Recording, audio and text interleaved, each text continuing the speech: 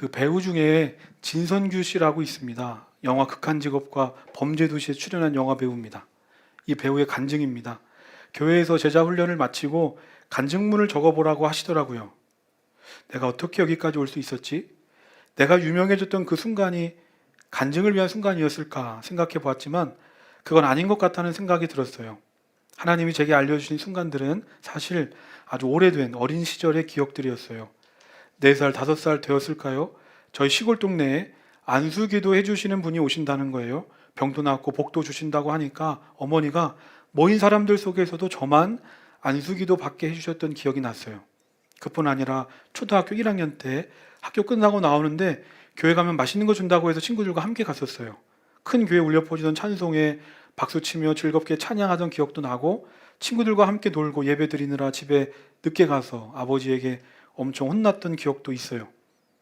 성인이 되어 방황하고 있던 제게 한 친구를 만나게 해주셔서 교회를 갈 수 있게 해주셨던 시간들, 돌아보니 그 모든 순간들 속에 저와 함께 계시던 하나님의 부르심을 느꼈어요.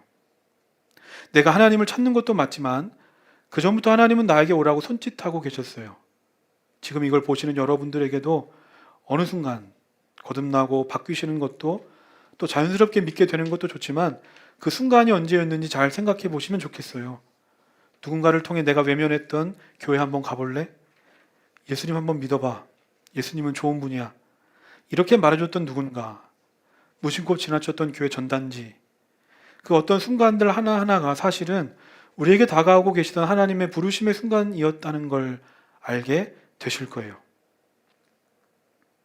우리는 하나님을 만나는 것, 그리고 나를 향한 하나님의 부르심을 엄청나게 대단한 모습으로 또 특별하게 이루어질 거라고 생각합니다. 그런데 꼭 그런 것만이 아니라 내 평범한 일상 속에서 내가 만나는 사람들, 내가 하는 일들을 통해 하나님은 나에게 찾아오시고 나를 불러주신다는 겁니다. 오늘부터 이 사무엘서를 이끌어가는 새로운 주인공이 등장합니다. 그 사람은 사울입니다. 사울. 이 사울은 이제 이스라엘 백성들이 다른 나라들처럼 왕을 달라고 하니까 하나님께서 백성의 요구대로 주신 이스라엘 첫 번째 왕입니다. 오늘 말씀 1절, 2절 함께 읽겠습니다. 시작. 베냐민 지파의 기스라고 하는 유력한 사람이 있었다. 그의 아버지는 아비엘이고 할아버지는 스롤이고 그 윗대는 베고라시고 그 윗대는 아비아인데 베냐민 사람이다. 그에게는 사울이라고 하는 아들이 있었는데 잘생긴 젊은이였다. 이스라엘 사람들 가운데 그보다 더 잘생긴 사람이 없었고 키도 보통 사람들보다 어깨 위만큼은 더 컸다. 성경이 사울을 소개합니다. 사울은 베냐민 지파 사람이고 그의 아버지는 기스라는 사람으로 유력한 사람이다. 먼저 이 베냐민 지파는 사사기 19장 이후부터 나오는 이 지파들 간의 내전으로 거의 그 지파가 풍지박산 날 뻔했다가 간신히 회복한 지파가 베냐민 지파입니다. 그 숫자적으로 가장 작은 지파가 베냐민 지파입니다. 그리고 이 사울의 아버지 기스를 소개하면서 유력한 사람이라고 하는데 여기서 유력하다라는 말은 돈이 많은 부자라는 의미이기도 하고 또 전쟁에 능숙한 전사라는 의미도 가진 말이랍니다. 그러니까 이 사울은 지파 중에서는 가장 작은 지파에 속했을지 몰라도 그 지파 안에서 유력한 자로 힘있고 잘 나가는 집안 사람이었다는 걸 알 수 있습니다. 그뿐 아니라 2절 보면 그의 외모를 설명하는데 누구보다 잘생긴 청년이다. 키도 다른 사람보다 크다. 즉 불공평한 불공정한 사람, 스펙이나 외모 어디 빠지지 않는 사람, 장군감, 오늘날 말로 대통령감이었던 사람, 그 사람이 사울입니다. 그런데 그 사울에게 한 가지 사건이 일어납니다. 3절입니다. 그런데 사울의 아버지 기스는 자기가 기르던 암나귀들 가운데서 몇 마리를 잃고서 자기 아들 사울에게 종을 하나 데리고 가서 암나귀들을 찾아보라고 말하였다. 무슨 일입니까? 사울의 아버지가 기르던 암나귀 몇 마리를 잃어버렸습니다.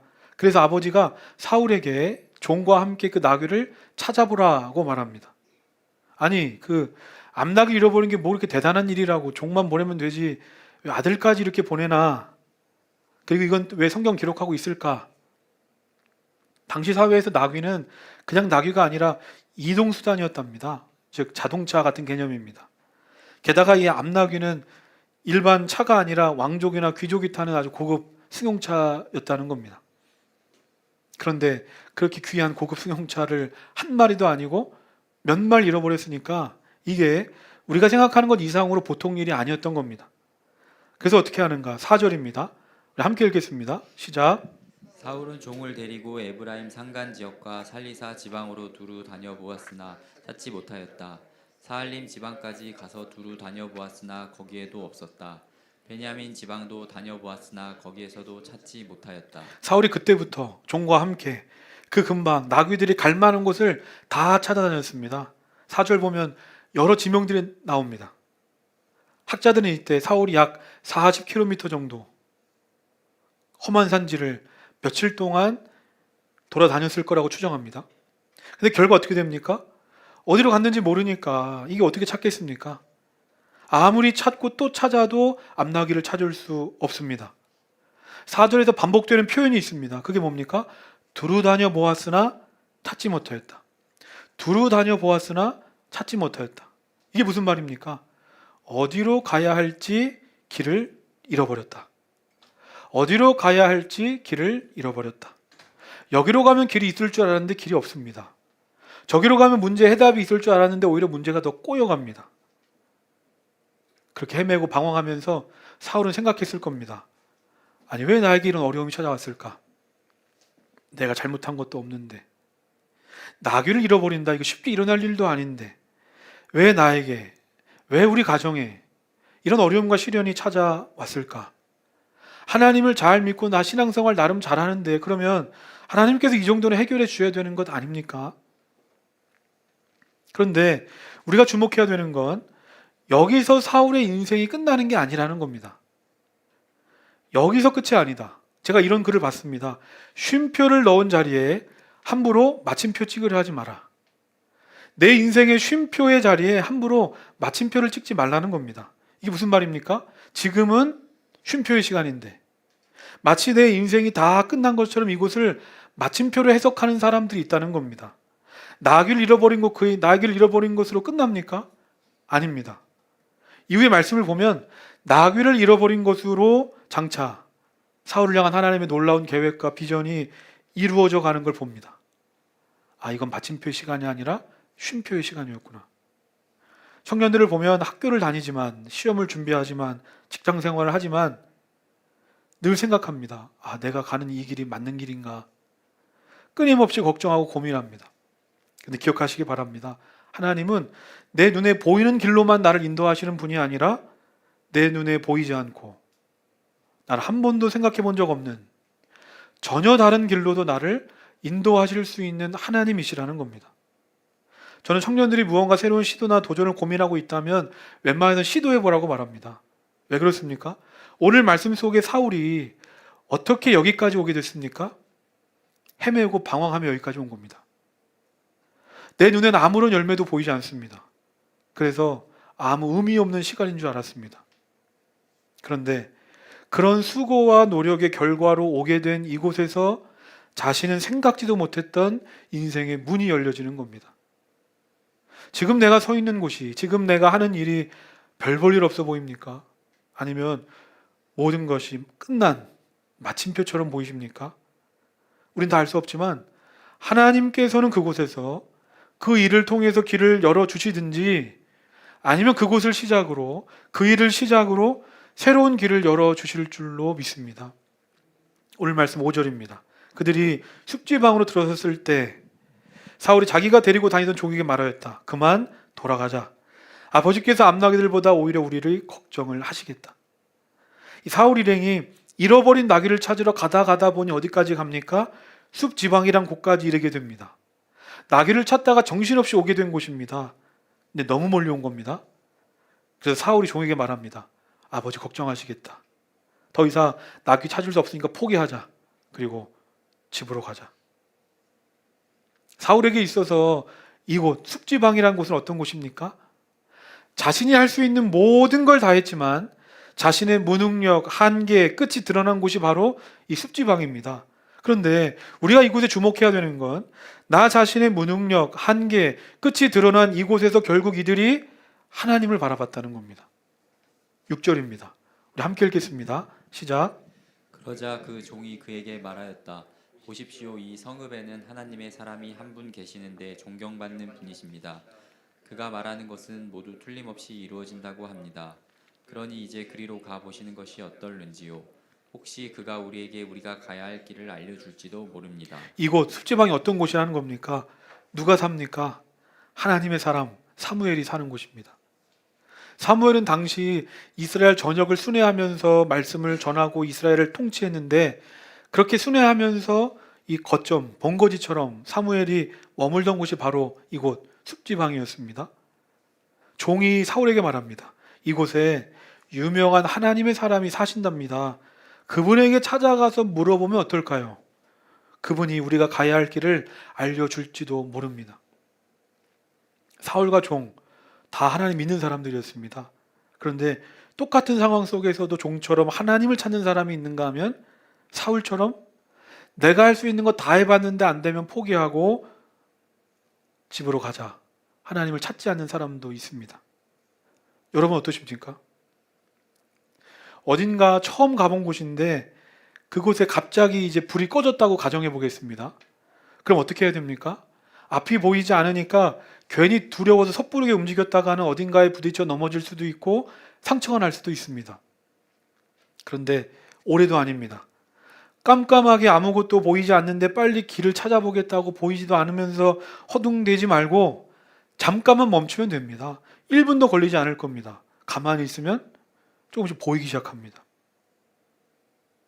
나의 끝 예수의 시작이란 책이 있습니다. 나의 끝 예수의 시작. 이 책 제목 그대로입니다. 깜깜해서 내가 어디로 가야 할지 길이 보이지 않습니다. 내가 할 수 있는 거 아무것도 없습니다. 나는 끝났습니다. 근데 그때가 바로 예수님이 시작하시는 시간이다. 내 안에 분주하고 조급한 마음을 잠깐만 내려놓고 하나님을 바라보자. 믿음의 주요 온전케 하시는 예수 그리스도를 바라보자. 내가 한 건 눈을 감고 기도한 것밖에 없는데 눈을 뜨고 있을 때는 보이지 않았던 길들이 보이는 겁니다. 오늘 말씀 7절, 8절 우리 함께 읽겠습니다. 시작. 사울이 종에게 말하였다. 그래 한번 가보자. 그런데 우리가 그분에게 무엇을 좀 가지고 가야겠는데 우리 주머니에는 빵 하나도 남아있지 않으니 하나님의 사람에게 드릴 예물이 없구나. 우리에게 뭐 남아있는 것이 좀 있느냐? 종이 다시 사울에게 대답하였다. 아, 나에게 은전 한 푼이 있습니다. 이것을 하나님의 사람에게 드리고 우리가 갈 길을 가르쳐 달라고 하겠습니다. 종이 사무엘에게 가서 길을 묻자고 하니까 사무엘이 이번에 사울이 뭐라고 말합니까? 길을 묻고 도움을 받으려면 이거 빈손으로 갈 수 없는데 나는 지금 가진 것이 없어서야 어떻게 해야 되겠냐? 그래서 종이 말합니다. 제가 가지고 있는 게 있습니다. 이걸 드리면 되지 않겠습니까? 이거 대단한 거 아닙니까? 이런 종이 또 어디 있겠습니까? 주인은 계속해서 안 된다, 어렵다, 포기하자, 돌아가자고 하는데 오히려 종이 주인을 붙잡아다 바른 길로 인도하려고 합니다. 나중에는 자기 주머니를 털어서 주인을 설득합니다. 자기 일이 아님에도 자기 일처럼 생각해주고 자기 물질도 아까워하지 않습니다. 야, 이런 사람이 내 옆에 있다면 얼마나 좋을까? 저는 바라기를 저와 우리 모두에게 이와 같은 만남의 축복이 있게 되시기를 소망합니다. 왜 그렇습니까? 하나님은 사람을 통해 일하시기 때문입니다. 특별히 내 옆에 있는 사람을 통해서, 이 사람이 그냥 내 옆에 있는 사람이 아니라 어쩌면 하나님께서 나에게 붙여주신 사람일 수도 있겠구나. 제가 처음에 진성규 배우 이야기 했습니다. 특별한 사람, 대단한 상황이 아닙니다. 지극히 평범한 일상 속에서 내가 매일 마주하는 사람을 통해 하나님은 찾아오시고 말씀하시고 역사하신다. 저는 저와 우리 모두가 내 주변 사람들에게 그런 사람 되시기를 소망합니다. 내 주위에 사울처럼 길을 잃고 헤매고 방황하는 사람들이 얼마나 많습니까? 그 사람들을 하나님께로 인도하기 위해 하나님께서 나를 그 사람에게 붙여주신 줄로 믿습니다. 사울이 이 종의 말대로 사무엘을 찾으러 갑니다. 그리고 그곳에서 또 한 명의 사람들을 만납니다. 11절부터 13절 우리 함께 읽겠습니다. 시작. 그들은 성읍으로 가는 비탈길로 올라가다가 물 길러 내려오는 처녀들을 만나 선견자께서 성읍에 계십니까? 하고 물었다. 처녀들이 그들에게 대답하였다. 예, 계십니다. 지금 막 저 앞으로 가셨습니다. 서둘러서 가시면 따라가서 만나실 수 있습니다. 오늘 사람들이 산당에서 제사를 드리기 때문에 그분이 방금 성읍으로 들어가셨습니다. 그러니까 두 분께서 성읍으로 들어가시면 그분이 식사하러 산당으로 올라가시기 전에 틀림없이 그분을 만날 겁니다. 그분이 도착할 때까지는 아무도 먹지 않습니다. 그분이 제물을 축사한 다음에야 초대받은 사람들이 먹기 때문입니다. 그러니 지금 올라가시면 그분을 만날 수 있습니다. 사울이 사무엘을 찾으러 가는 길에 누구를 만납니까? 이번에는 때마침 물을 기르러 오는 처녀들을 만납니다. 그리고 그들에게 묻습니다. 사무엘 선지자 어디 계십니까? 12절 보면 선지자님은 지금 막 저 앞으로 가셨습니다. 서둘러 가시면 만날 수 있습니다. 오늘 이러이러한 일로 산당에 오셨으니까 지금 올라가시면 틀림없이 만나실 겁니다. 꼭 가보라는 겁니다. 요새 누군가에게 길을 묻는다면 이렇게 자세하고 친절하게 말해주는 사람 만날 수 있습니까? 아무리 옛날 고대 사회라고 해도 처음 보는 사람에게 이렇게 친절하게 자세히 설명해주는 사람 만나기 쉽지 않을 겁니다. 그런데 오늘 말씀 속에 처녀를 보면 마치 사울이 여기 오기만을 기다린 사람처럼 아니 누군가로부터 반드시 이 소식을 사울에게 전하라는 미션을 받은 사람처럼 보이는 겁니다. 14절입니다. 그들이 성읍으로 올라가 성읍 안으로 들어가서 보니 사무엘이 마침 산당으로 올라가려고 맞은 쪽에서 나오고 있었다. 14절에 주목해야 하는 단어가 있습니다. 마침입니다. 마침. 사울이 처녀들의 말대로 올라가 보니까 마침 누가 거기 있다는 겁니까? 사무엘이 맞은편에서 사울에게 다가오고 있습니다. 성도님 어떻게 생각하십니까? 이것이 정말 마침 우연히 일어난 일로 보이십니까? 미국의 어느 부부가 크리스천 부부가 이사를 가게 됐습니다. 미국은 이삿짐 센터 서비스가 따로 없고 대부분 본인들이 큰 이삿짐 트럭을 렌트해서 사람들을 불러 짐을 나른다고 합니다. 이삿날 이 부부도 그렇게 했는데 살던 아파트가 5층 이어서 짐을 다 엘리베이터 앞으로 옮겼습니다. 그런데 마지막으로 침대 매트리스를 옮길 때 그만 이 엘리베이터가 고장이 나서 작동을 하지 않는 겁니다. 이사는 가야 하니까 할 수 없이 그들은 고생하며 계단으로 이 매트리스를 가지고 내려왔습니다. 간신히 1층으로 매트리스를 가지고 내려와서 한 20m 남짓 되는 곳에 주차된 트럭으로 가지고 가려던 참이었습니다. 그때였습니다. 저쪽에 있던 행인이 비명을 지르면서 건물 위쪽을 가리키며 뛰는 겁니다. 그렇게 위쪽을 올려다 봤더니 한 4층 높이의 아파트 베란다에서 놀던 서너 살 되어 보이던 아이가 베란다 난간에서 미끄러져 밑으로 떨어지기 일보 직전이었습니다. 순간 이 부부는 먼저 누구라도 할 것 없이 힘을 다해 자신이 들고 있는 매트리스를 그 앞으로 던졌습니다. 0.5초도 안 돼서 아이는 밑으로 추락했고 기적같이 매트리스 위로 떨어졌습니다. 아이는 놀라 울었지만 다행히 다친 곳은 아무 데도 없었습니다. 만약 그날 그 아파트에서 엘리베이터가 고장나지 않았다면 어떻게 됐을까? 그래서 그 시간보다 훨씬 빨리 트럭에 짐을 실었다면 마지막으로 옮긴 짐이 매트리스가 아니라 서랍장이었다면 어떻게 됐을까? 두말할 것도 없이 그날 아이는 죽거나 불구가 됐을 겁니다. 훗날 그 부부의 간증입니다. 그날 그 모든 우연 같은 사건들이 다 아이를 살리기 위한 하나님의 섭리였습니다. 오늘 말씀 속에 사울도 보면 아니 왜 갑자기 암나기를 잃어버렸을까? 그리고 많은 종들 중에 왜 하필 믿음의 종과 함께 그 길을 가게 됐을까? 그리고 그냥 가게 하는 간도 아니고 오랜 시간에 헤매다 방황하다가 딱 그때 물을 길러온 처녀들을 만나게 됐을까? 또한 사무엘은 이스라엘을 돌며 사역하는 순회 사역자로 평상시에 만나기가 쉽지 않았다는 겁니다. 그러니까 사울이 처음에 나귀를 찾으러 며칠 이렇게 헤매고 방황했던 것, 결국 아무 의미 없는 시간이 아니라 사무엘이 사역을 다 마치고 습지방까지 돌아오는 시간, 그 타이밍을 맞추기 위한 시간이 아니었을까? 하나하나 따로 봤을 때는 말도 안 되는 소리일지 모릅니다. 아무 의미 없어 보이고 전혀 상관없는 일들인데 하나님께서는 우리가 우연이라고 생각하는 이 모든 것들을 하나로 연결시키셔서 완벽한 하나님의 작품을 완성하신다는 겁니다. 이것이 미국 부부만의 얘기일까? 사울만의 얘기일까? 아닙니다. 오늘 우리의 얘기입니다. 우리가 하나님을 내 삶의 왕으로 고백하고 내 일상 속에 하나님의 다스리심을 인정할 때 우리는 내 삶의 모든 것, 모든 과정을 통해서 하나님의 선하신 손길을 느끼게 되는 겁니다. 사무엘상 9장 15절부터 17절 주보 있는데 함께 읽겠습니다. 시작. 사울이 오기 하루 전에 주님께서 사무엘에게 알리셨다. 내일 이맘때에 내가 베냐민 땅으로 온 한 사람을 너에게 보낼 것이니 너는 그에게 기름을 부어 나의 백성 이스라엘의 영도자로 세워라. 그가 나의 백성을 블레셋 사람의 손에서 구해낼 것이다. 나의 백성이 겪는 고난을 내가 보았고 나의 백성이 살려달라고 울부짖는 소리를 내가 들었다. 사무엘이 사울을 보았을 때 주님께서 그에게 말씀하셨다. 이 젊은이가 내가 너에게 말한 바로 그 사람이다. 이 사람이 나의 백성을 다스릴 것이다. 하나님께서 언제 사무엘에게 말씀하셨다는 겁니까?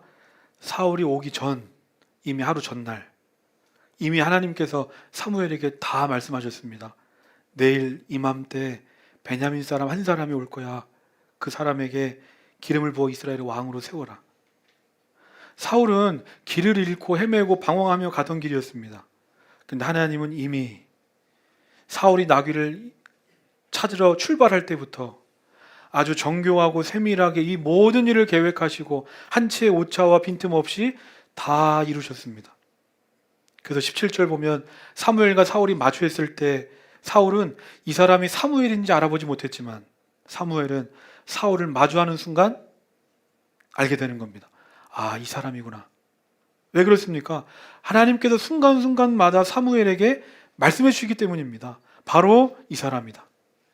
사울을 만나고 사울에게 기름 붓는 일, 사무엘이 계획한 일이 아닙니다.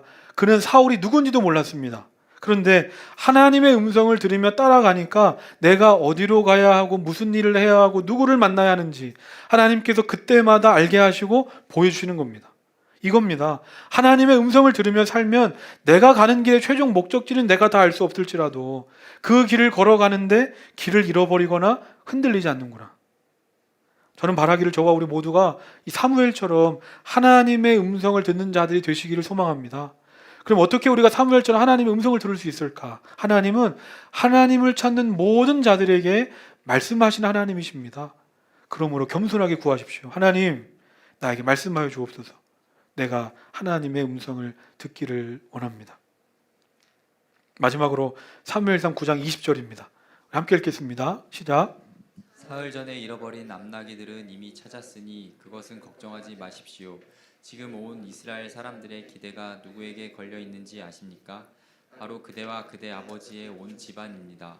사무엘이 사울에게 말합니다. 암나기는 걱정하지 마십시오. 이미 암나기는 다 찾았습니다. 그리고 나서 놀라운 얘기를 합니다. 당신은 이스라엘의 왕이 될 겁니다. 나귀 때문에 시작한 일이었습니다. 작은 일이었습니다. 그런데 하나님은 너무나도 큰 그림을 보여주시는 겁니다.